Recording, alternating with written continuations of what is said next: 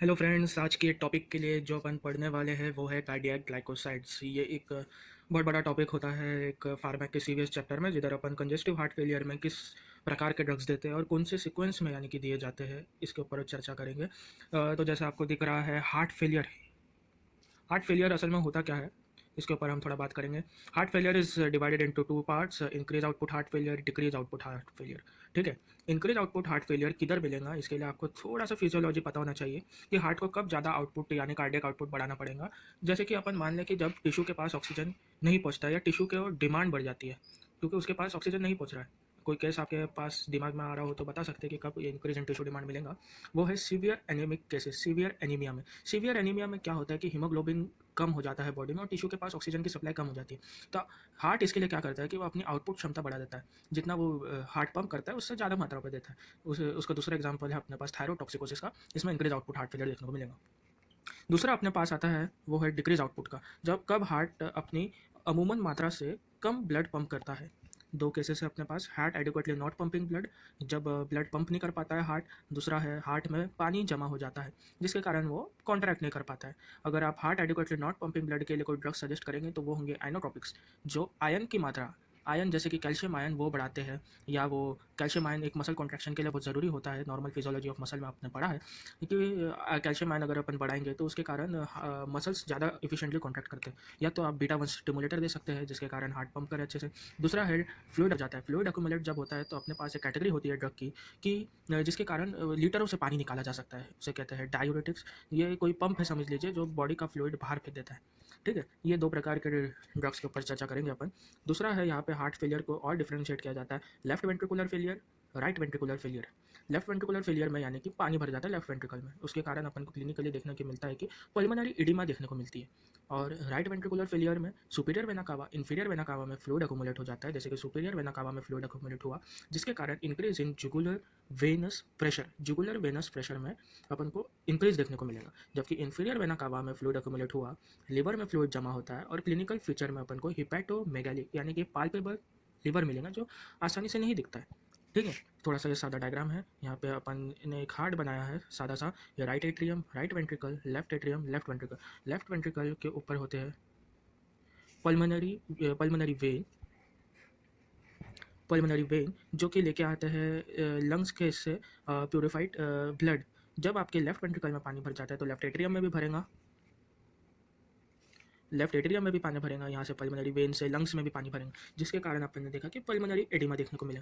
दूसरा है right ventricle, उसमें superior vena cava jugular venous pressure को बढ़ाएंगी। वही राइट वेंट्रिकल के पास इधर से आता है inferior vena cava. Inferior vena cava portal vein से लेके आता है ब्लड और वहाँ पे लिवर होता है। लिवर में इसी के कारण आपको हिपैटोमेगाली देखने को मिलेंगी। अगर आप छोटे से डायग्राम से समझने में इतना सफल हुए तो आपको बहुत आसानी हो सकती है। डायग्राम बनाते जाइए। तो हम डायूरेटिक्स के ऊपर आ जाते हैं जो मैंने दिया था। फ्लूइड अकोमुलेटर के समय डायूरेटिक्स का इस्तेमाल करते हैं। डायूरेटिक्स असल में किडनी वाले चैप्टर में बहुत आसानी से समझाया गया है, तो इधर पर से ओवरलुक करना चाहिए। यहाँ पे डायूरेटिक्स दो इसमें डिवाइड होता है, हाई सीलिंग लूप डायूरेटिक्स और थायाजाइड्स। हाई सीलिंग लूप डायूरेटिक्स में एग्जाम्पल आते हैं फ्यूरेसमाइड, जबकि थायाजाइड में आपको बहुत सारे एग्जाम्पल मिलेंगे। हाई सीलिंग लूप डायूरेटिक्स के इसमें वो शॉर्ट एक्टिंग होते हैं, कम समय के लिए होते हैं और स्ट्रॉन्ग होते हैं वो बहुत, यानी कि बहुत लीटरों के इससे वो शरीर से पानी निकालते हैं। और जबकि थायाजाइड लॉन्ग एक्टिंग होते हैं और वीक होते हैं। लॉन्ग एक्टिंग होने के कारण इनका फ़ायदा ये होता है कि आप हाइपरटेंसिव पेशेंट में इसे दे सकते हैं। ठीक है, ये स्ट्रॉन्ग होते हैं, ये 10 लीटर के इससे पानी निकाल सकते हैं बॉडी से, ये जबकि 2-3 लीटर ही निकाल सकते हैं बॉडी से। थोड़ा सा डायूरेटिक का ये यहाँ पढ़ना पड़ा। इसके बाद डायूरेटिक्स कैसे काम करते हैं, they remove sodium and water, दोनों एक साथ निकलते हैं। जैसे कि आपको नॉर्मल फिजियोलॉजी पता होगा कि जब सोडियम बाहर निकलता है तो अपने साथ एक वाटर का मोलिक्यूल साथ में लेके जाता है। अपन इनका साइड इफेक्ट थोड़ा सा पढ़ेंगे। Side effect, remove all ion जिसके कारण अपन को सोडियम की कमी देखने को मिलेंगी, हाइपोनेट्रीमिया, मैग्नीशियम की कमी, हाइपोमैग्नीशिया, पोटेशियम की कमी, हाइपोकैलिमिया और प्रोटॉन आयन की कमी मिलेंगी जिसके कारण इसे अपन कहेंगे मेटाबॉलिक अल्कोलोसिस। ठीक है, और यहाँ पे साइड इफेक्ट थोड़ा सा मेटाबॉलिक चीज़ों के ऊपर भी देखेंगे। ग्लूकोज का मात्रा बढ़ जाती है, लिपिड की मात्रा बढ़ जाती है, यूरिक एसिड जो कि बॉडी में बहुत टॉक्सिक हो जाता है उसकी मात्रा बढ़ जाती है जिसके कारण अपन को मिलता है हाइपर यूरिसीमिया। इसके ऊपर बहुत क्वेश्चन मिलेंगे, कौन से ड्रग्स बढ़ाते हैं तो वो डायूरेटिक होते हैं। दोनों के बीच में डिफरेंस होता है लूप डायूरेटिक और थायाजाइड में कि थायाजाइड रिटेन करता है कैल्शियम, कैल्शियम की मात्रा बॉडी में थायाजाइड रिटेन करता है यानी कि कम नहीं कराता है, जबकि लूप लूजेस कैल्शियम, यानी कि इसमें आपको एक मार्क करना पड़ेगा लूप के लिए कि कैल्शियम भी कम होता है बॉडी में जब आप लूप डायूरेटिक यूज करते हैं। आसान यह है, loop loses calcium, thiazide retain calcium, loop loses calcium. ठीक है, यहाँ तक अपन ने डायूरेटिक की बात की। अभी अपन आइनोट्रोपिक की तरफ जाएंगे। आइनोट्रोपिक जब हार्ट एडिक्वेटली पंप नहीं कर पाता है ब्लड में, आइनोट्रोपिक यूज़ करते हैं। आइनोट्रोपिक में अपने पास सबसे पहले होता है beta one agonist. Beta one receptor को जो स्टिमुलेट करे उसे कहते हैं beta one agonist. Beta one agonist में 3 ड्रग होते हैं, dopamine, dobutamine, isoprenaline. Dopamine D1 beta one alpha one तीनों रिसेप्टर को स्टिमुलेट करता है। डोबुटामाइन बस बीटा वन को स्टिमुलेट करता है। Isoprenaline beta one beta two दोनों को स्टिमुलेट करता है। एक बात मैं आपको यहाँ पे साफ कर दूँ, बीटा रिसेप्टर किधर किधर होता है आपको पता होगा। बीटा वन रिसेप्टर होता है हार्ट में, और जेजी सेल जो किडनी में होता है, जस्टाग्लोमेरुलर सेल, उसमें होता है beta one. Beta two lungs में होते हैं, बीटा थ्री एडिपोस टिश्यू में होते हैं। ठीक है, अगर आप तीनों में से कोई बेस्ट ड्रग बोलेंगे तो कौन सा होगा? यस, इट इज़ डोबुटामाइन, क्योंकि ये बस हार्ट के मसल को कॉन्ट्रैक्ट कराता है, बाकी किसी भी मसल को कॉन्ट्रैक्ट नहीं कराता है, इसके लिए ये बेस्ट ड्रग होता है। ठीक है, आइनोट्रोपिक्स के बीटा वन अगोनिस्ट में। दूसरा एग्जांपल ये है कि अपन साइक्लिक एएमपी का प्रोडक्शन बढ़ा दे या तो उसकी लाइफ बढ़ा दे, जैसे कि beta one ji protein of heart muscle के साथ रिएक्ट होता है और साइक्लिक एएमपी बनाता है। साइक्लिक एएमपी जैसे बनता है वो मेटाबोलाइज हो जाता है, गेट्स मेटाबोलाइज, कोई तो भी सब्सटेंस में मेटाबोलाइज होता है, उसकी जानने की जरूरत नहीं है। साइक्लिक एएमपी मेटाबोलाइज हो जाता है किसके प्रेजेंस में? वो है फॉस्फोडाइस्ट्रेस 3।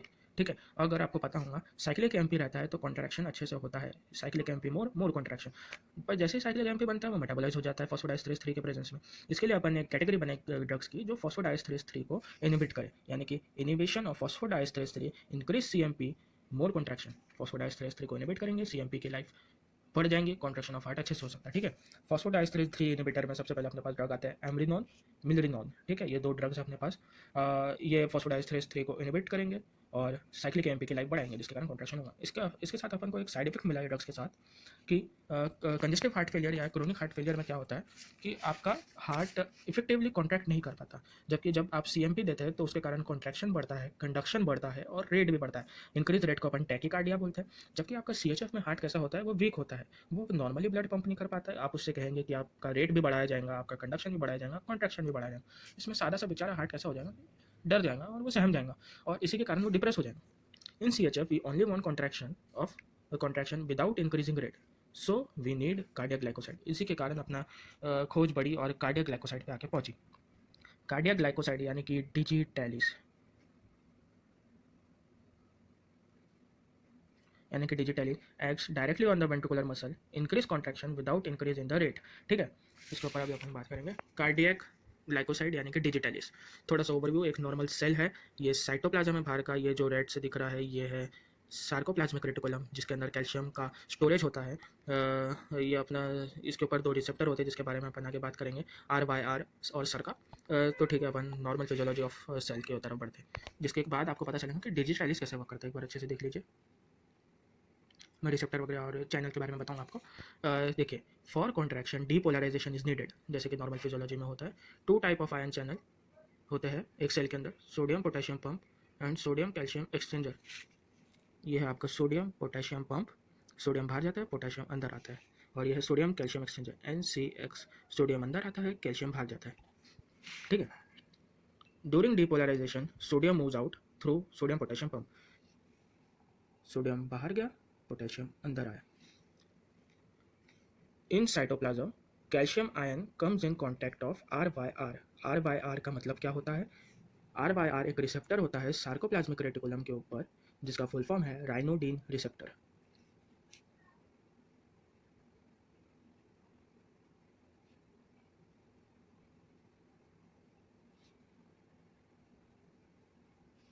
तो RYR का मतलब क्या है? राइनोडिन रिसेप्टर। ठीक है, contact of ryanodine receptors is sarcoreticulum, which in turn release calcium from sarcoplasmic reticulum।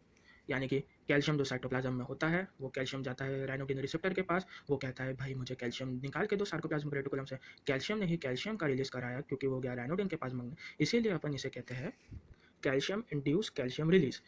Calcium ryanodine के पास गया, कैल्शियम को निकाला, कैल्शियम ने ही कैल्शियम का रिलीज कराया, इसलिए अपन इसे कहते हैं कैल्शियम इंड्यूस कैल्शियम रिलीज। ठीक है, इसके बाद आता है for contraction large amount of calcium is needed and hence only actin myosin contraction of muscle। Contraction के लिए एक्टिन मायोसिन के पास जाना पड़ेगा, कैल्शियम अधिक मात्रा में चाहिए कोई भी कॉन्ट्रैक्शन कराने के लिए। ठीक है, हो गया आपका, एक बार हार्ट कॉन्ट्रैक्ट कर दिया, उसके बाद क्या होगा? After contraction calcium moves through NCX। ये जो कैल्शियम था यहाँ पे वो गया NCX के थ्रू, सोडियम कैल्शियम एक्सचेंजर के थ्रू कैल्शियम बाहर गया, सोडियम अंदर आया। ठीक है, and excess calcium moves inside, जितना कैल्शियम यहाँ से जा सकता था वो गया, जिसके कारण बचा हुआ कैल्शियम क्या होता है, यहाँ पे बचा हुआ कैल्शियम जो था वो सरका के थ्रू वापस से सार्कोरेटिकुलम में वापस आ गया। सरका भी एक रिसेप्टर है। सरका का फुल फॉर्म है, एस का मतलब होता है सार्कोप्लाज्मिक, ई का मतलब होता है एंडोप्लाज्मिक रेटिकुलम कैल्शियम एटीपीएस। सरका का मतलब क्या होता है?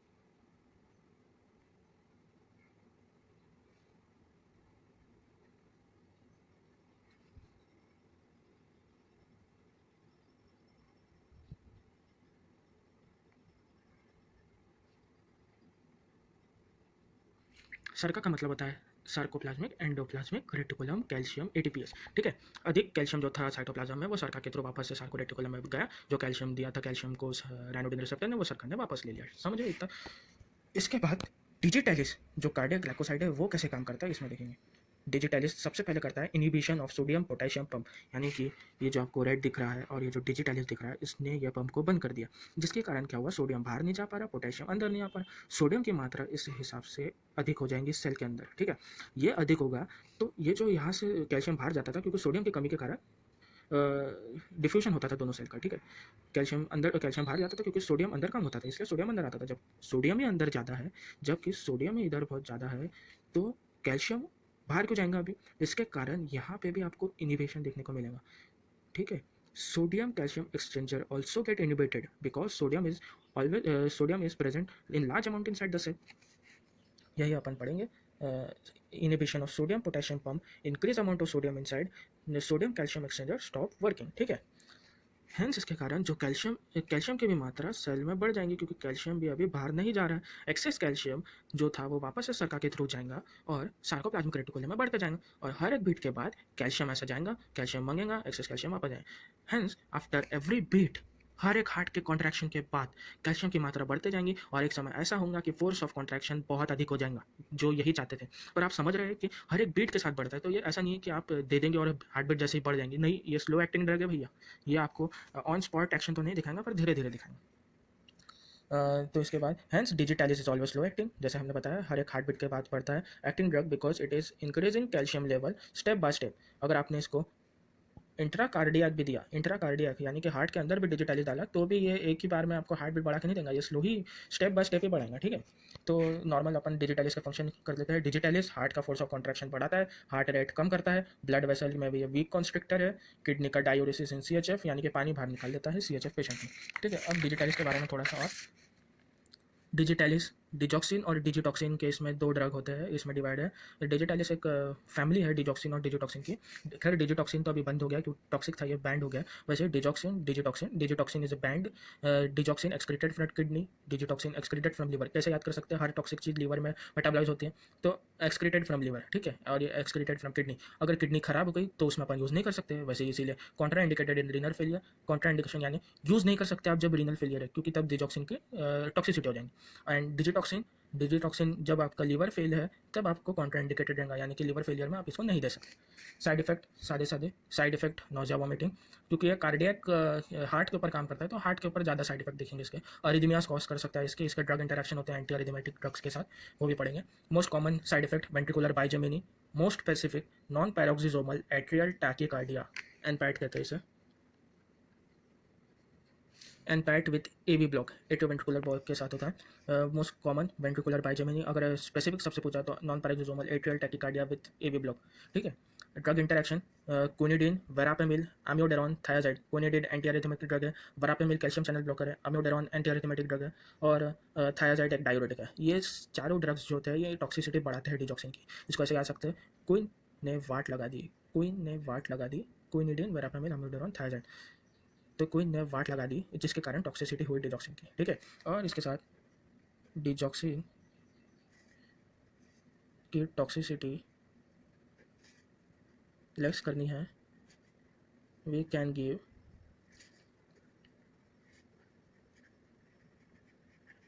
डिजिपेन, एक ड्रग होता है